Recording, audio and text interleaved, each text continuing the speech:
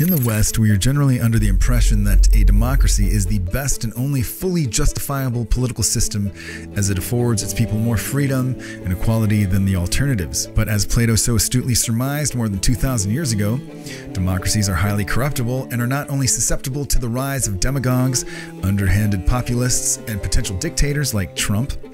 Excessive freedom left unchecked can lead to a complete breakdown of a society's moral foundation and ultimately anarchy. Plato was absolutely correct to assert that democracies tend to give rise to power-seeking individuals motivated by personal gain rather than the public good. All it takes are shady characters savvy enough to skillfully manipulate the mob to put the whole system at risk.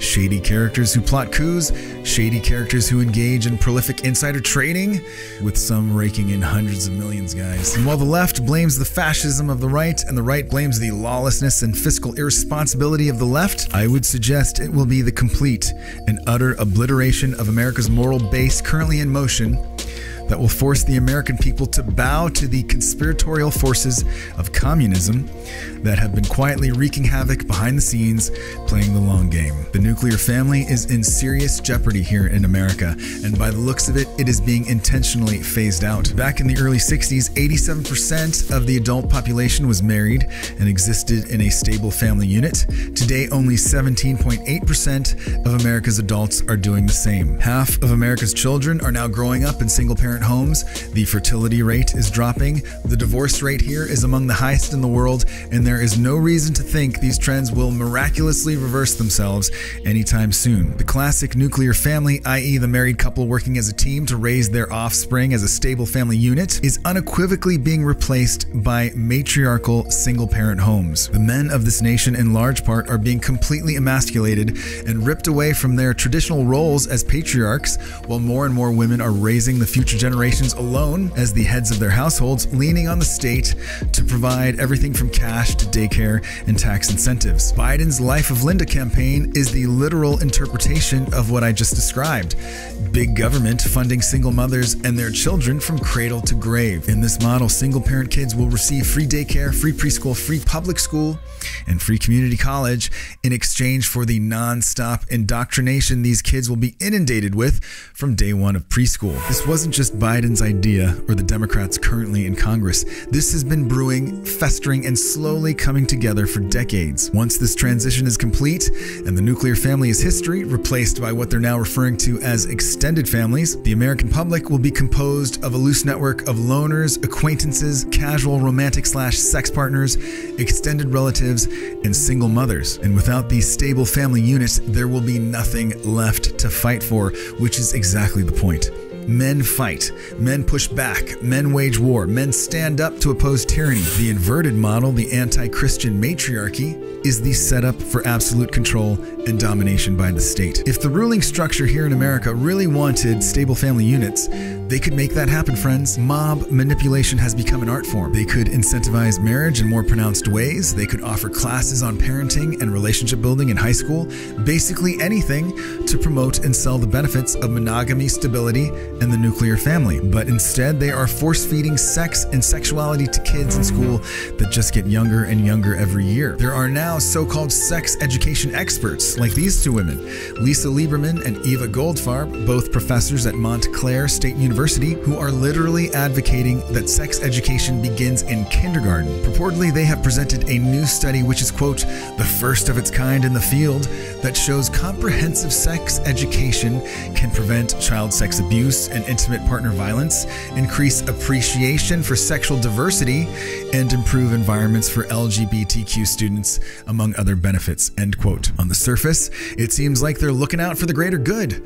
But in fact, these women are waging evil, gang, and I don't say that lightly, because increasing the appreciation for sexual diversity in grade school kids will only lead to more sexually deviant future generations wholly incapable of forming lasting bonds with each other. To not take our present state of filth and deviance into account is villainous. Let's take a look at divorce for a minute. According to research from the American Sociological Association and a variety of other sources, women initiate around 70% of divorces these days, and for college-educated women, that number skyrockets to 90%. The thing is, though, studies have also shown that women who have had 10 or more sexual partners are the least likely to be able to sustain a lasting marriage. It is statistical fact that a history of hefty promiscuity generally leads to the broken home. Do you think increasing the appreciation for sexual diversity in kids in elementary school will lead to a different outcome? Clearly, the goal here is to completely annihilate the entire concept of marriage and fidelity. The system does not want nuclear families.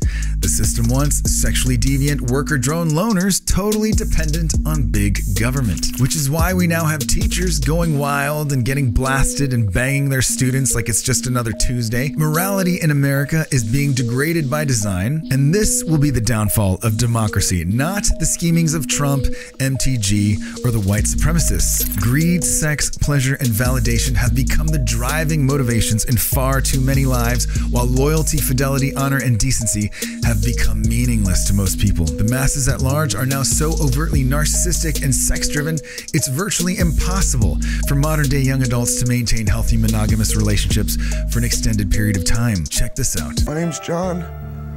When Buffy told me she cheated on me, I didn't know what to do.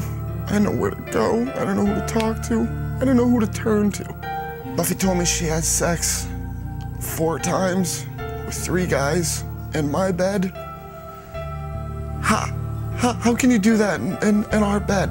I'm terrified that Jason might not be mine. It kills me inside just to even think of it. I love him so much. They were engaged and had a child, and she was bopping 3 other dudes, including his best friend. He came home from a work trip early to surprise her and walked in on her performing oral sex on that best friend. Because that chick appreciates sexual diversity, guys. But 3 dudes, best friend blowjob, that's all still pretty tame for the Maury show, because this next girl was cheating with 8 other dudes on the guy she supposedly loved more than life itself. I slept around with 8 other guys at the time I got pregnant with 8. So what you're saying is, if this child isn't Tommy, it could be one of 8 other guys. He's a very good dad. He loves Avery. I'm scared. Tommy, you know I love you more than life itself. I know that. I've got to tell you the truth about something. What? At the time I conceived Avery, I slept with 8 other men. No. Mama, no.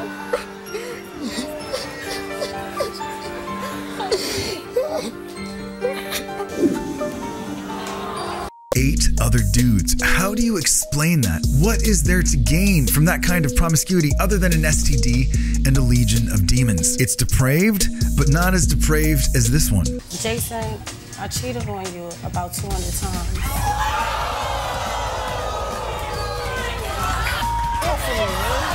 Jason, I'm sorry. Jason, you ain't sorry. 200 times is not sorry, Jason. So put it like this. You can stay with whoever you sleeping with, and I'm gonna go my way. Yeah, whatever.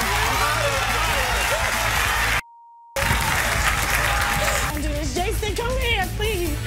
200 times. She could have left the guy, but there was malice there, an intent to deceive and destroy over and over again. And yet, in her morally degraded mind, she thought she could tell this guy about the Olympic-level cheating and still work things out.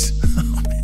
Do you think that any of these women could ever remain faithful to anyone? People are becoming so callous, cold-hearted, brutally selfish, and basically evil. Nothing else matters beyond their own personal gratification in the moment. In a society void of stable family units, chock full of sexually deviant narcissists, democracy will die. Mark my words, when the nuclear family finally goes bye-bye, the state will say kneel, and the people will say gladly. Ideological subversion is the process which is legitimate, overt, and open. You can see it with your own eyes. All you have to do, all American mass media has to do, is to unplug their bananas from their ears, open up their eyes, and they can see it.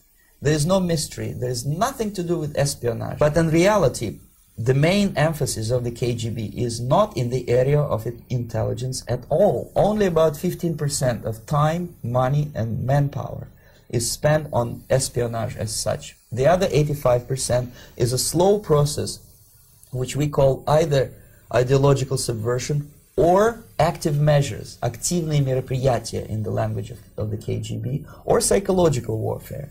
What it basically means is to change the perception of reality of every American to such an extent that despite of the abundance of information, no one is able to come to sensible conclusions in the interests of defending themselves, their families, their community, and their country. It's a great brainwashing process which goes very slow, and it's divided in 4 basic stages. The first one being demoralization. It takes from 15 to 20 years to demoralize a nation. Why that many years? Because this is the minimum number of years which requires to educate one generation of students in the country of your enemy, exposed to the ideology of the enemy. In other words, Marxism-Leninism ideology is being pumped into the soft heads of at least 3 generations of American students without being challenged or counterbalanced by the basic values of Americanism, American patriotism. The result you can see. Most of the people who graduated in the 60s, dropouts or half-baked intellectuals, are now occupying the positions of power in the government, civil service, business, mass media, educational system. You are stuck with them. You cannot get rid of them. They are contaminated. They are programmed to think and react to certain stimuli in a certain pattern. You cannot change their mind, even if you expose them to authentic information, even if you prove that white is white and black is black, you still cannot change the basic perception and the logic of behavior. The process of demoralization is complete and irreversible. To get rid society of these people, you need another 20 or 15 years to educate a new generation of patriotically minded and common sense people who would be acting in favor and in the interests of the United States society. And yet these people who've been programmed and, as you say, in place and Yes. who are favorable to an opening with the Soviet concept, these are the very people who would be marked for extermination in this country? Most of them, yes. Simply because the psychological shock when they will see in future what the beautiful society of equality and social justice means in practice, obviously they will revolt. They will be very unhappy, frustrated people. And the Marxist-Leninist regime does not tolerate these people. Obviously they will join the links of dissenters, dissidents. Yes. Unlike in present United States, there will be no place for dissent in future Marxist-Leninist America.